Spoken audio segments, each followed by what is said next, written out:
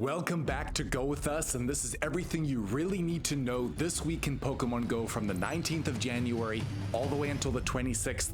This is a big week. Let's get straight into our calendar now. This week we're going to kick off with our Research Breakthrough Box. This is happening all the way until the 3rd of March, and the following Pokemon, once you get your 7-day stamps, will be rewarded from your Research Breakthrough Box. We're going to see Lapras in there at 100% IV of 1131.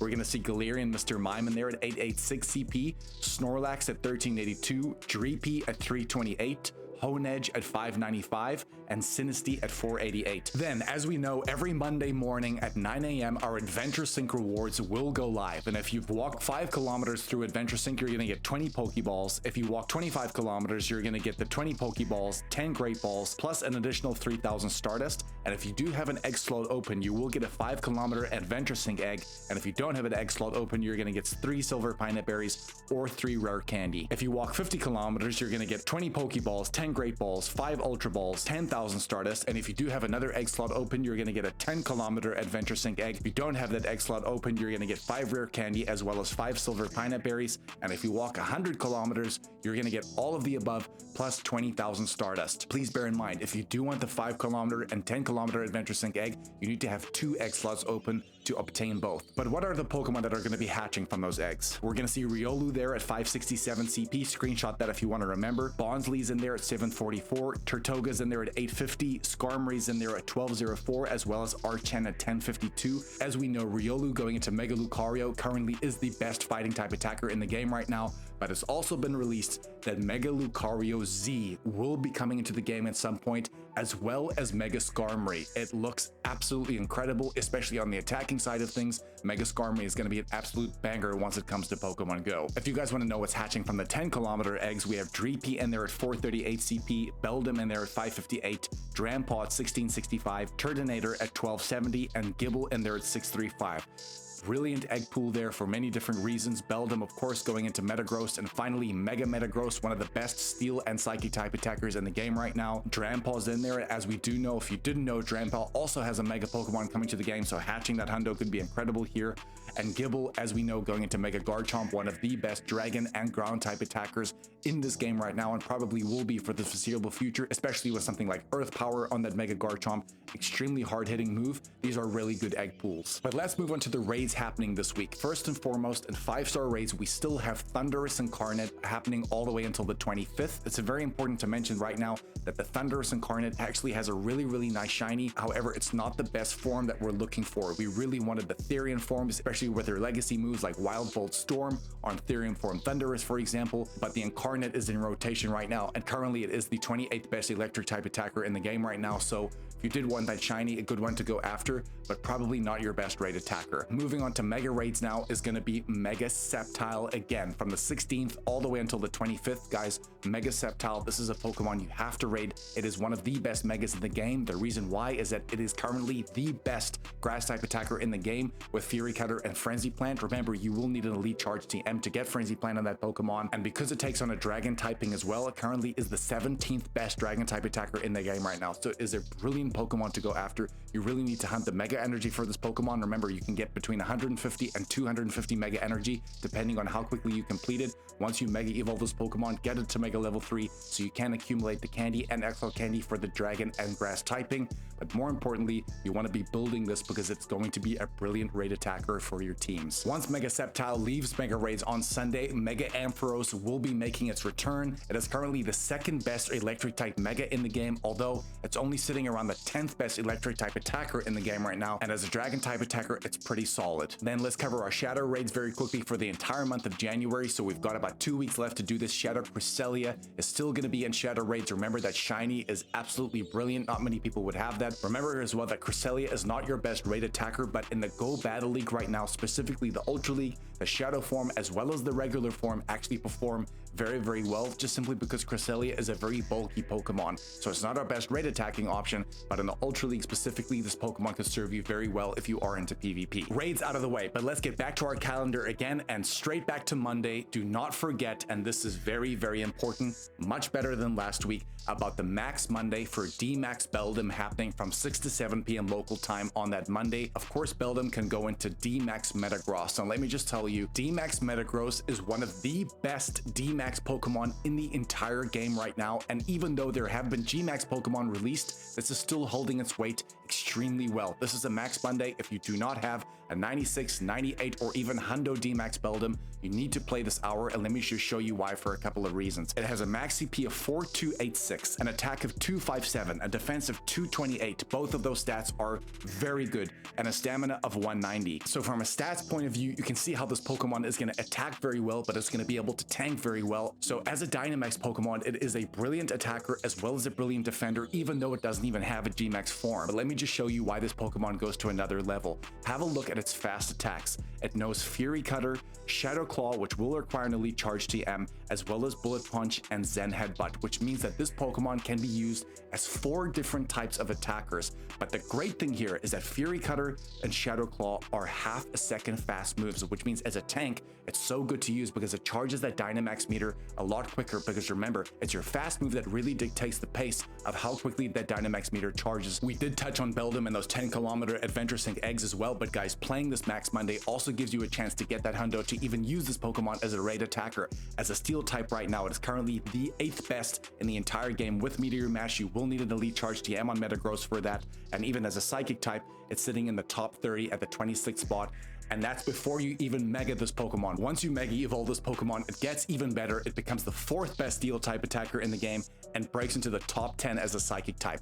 This is unmissable. Back to our calendar again, and let's move on to Tuesday the 20th. And the first thing we need to worry about here is going to be our first event of the week, which is going to be called the Precious Pals event, running all the way until Sunday the 25th. This event is heavily focused on buddy Pokemon and getting hearts for buddy Pokemon that you really want to try and best buddy. The bonuses during this event is that it's going to be additional XL candy when walking with your buddy. We can get additional hearts with our buddy Pokemon. We get an increased chance to encounter Shiny Goldeen, which is pretty cool because Goldeen right now is relatively rare because it is a Kanto Pokemon. We don't see it that often. And we also get an increased chance to hatch Shiny Goldeen as well as to hatch Shiny Fidough, which will be making its Pokemon GO Shiny debut, going into that Shiny Darkspawn as well. There is also limited time evolution requirements that are going to be decreased. The first one is going to be Eevee going into Sylveon. Normally you would have to get 70 hearts with Eevee as your buddy to trigger that Sylveon evolution, and if you didn't do it during the Eevee Calm Day, this could be a great opportunity to try and do that, because now during this event you only need 20 hearts. The next one is going to be Pancham going into Pangoro. Normally, to evolve Pancham into Pangoro outside of this event, you would have to make Pancham your buddy, and you would have to catch 32 dark type Pokemon as well as using 50 candies to trigger their evolution. During this event though, you're only going to have to catch 10 dark type Pokemon as well as have those 50 candies available, which is awesome. And the last one is going to be Palmo evolving into Palmot. Normally outside of this event you would have to walk 25 kilometers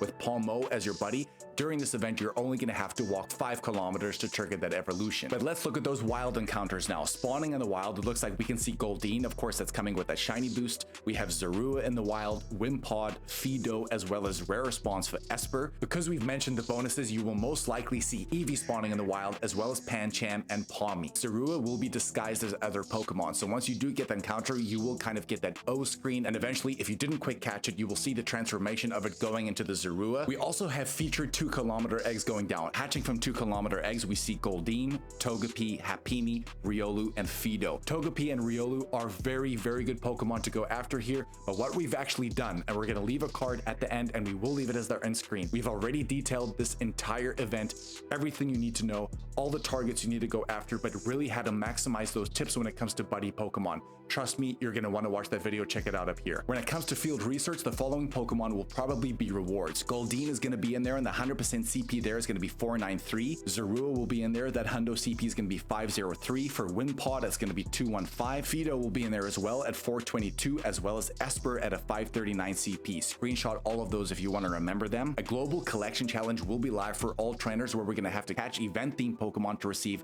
more XP, Stardust, as well as encounters with Fidough. For a total cost of $5, you can buy the ticket, and that's going to reward you timed research with 1 Poffin, an event-themed avatar item pose, which is pretty sick, encounters with more of the event-themed Pokemon, and more. If you are considering buying the ticket, please have a look at the web store, because if you do buy this through the web store, you will be able to get more Go points so you can progress through the track and therefore claim some premium rewards. More importantly though, you will get one extra bonus item from buying it from the web store, which is going to be one premium battle pass. Precious Pals will be taking us through the week, but it doesn't end there. On Tuesday, do not forget about our Spotlight Hour, which is going to be featuring Hatenna from 6 to 7 p.m. local time, and the bonus there is going to be 2 times transfer candy. So just to talk about how to maximize this transfer candy, you could do a couple of things. We've just had Kyurem Fusion Raid Day. I'm sure you have a lot of Kyurems left over from that raid day, and if you're not trading with best friends, you definitely should be. That is going to be your best chance after this event at getting a hundo, because trading with best friends, the base floor is 555, so please remember that. Rather trade them, but if you have enough candy, you've got your hundos,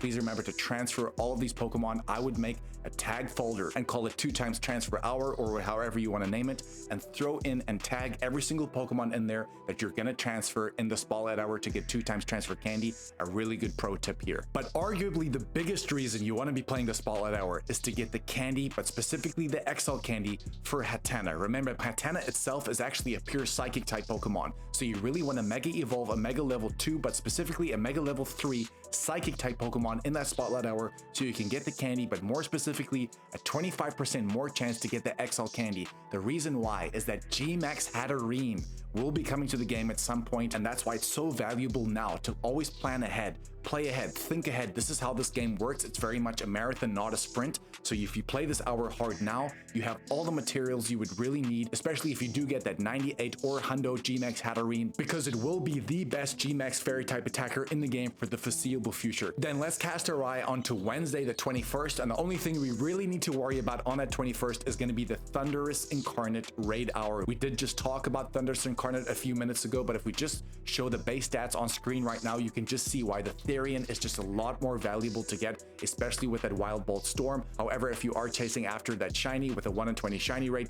for the Pokédex, or maybe you are a new player and you're looking for some new electric type attackers to add to your team, this could be a decent place to start. As we said, Precious Pals will be taking us through the week, but stop there.